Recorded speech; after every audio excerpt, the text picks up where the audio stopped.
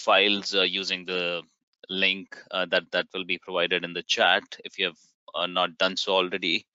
But if for some reason if you're not able to download, I think that's fine too. You can follow along here because as I'll be working through different files, you can it's very easy to follow along, and you don't really have to have the files if you cannot download them.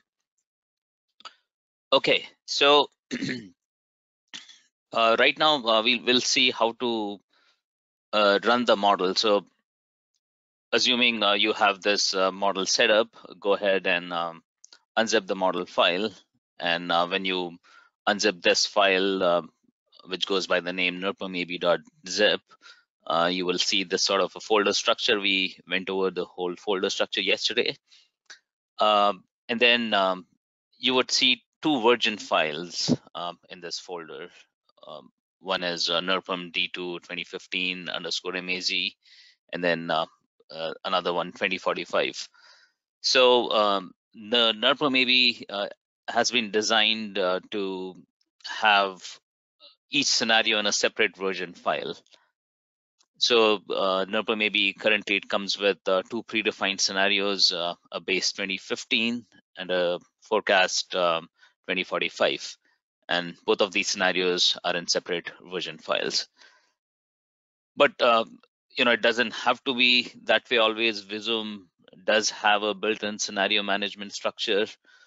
I'm not going to delve deep into scenario management tool here, but we did cover a scenario management tool in one of our previous trainings.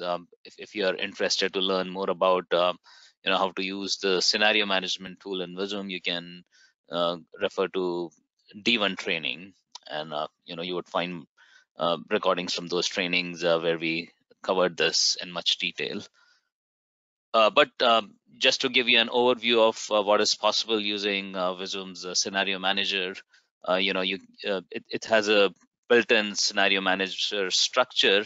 So basically, this allows you to have all your changes, network changes or updates all in one place, and then you can easily select which changes to apply to create a new scenario. So let's say that there was a 2045 land use change, and you can simply apply that change to all the 2045 scenarios and not to any of the 2015 scenarios. So it's very handy, it's very useful. And then you can, as I mentioned, you can create scenarios using different modification files. So it's very easy to create different scenarios once you have all the modifications in place. And then it also allows users to batch run multiple scenarios. Once you have created all your scenarios, and the nature of your job requires you to run these multiple scenarios, you can use the batch run feature to run all of these in batch, and it will keep running one scenario after the other. So yeah, as I mentioned, we are not going to spend a lot of time on scenario manager today, but if you are more interested in learning about it, you can go to the technical resource hub and look for training materials from District 1 training, and during that training we covered this in quite detail. So I would encourage you to go look up the recording from District 1 training.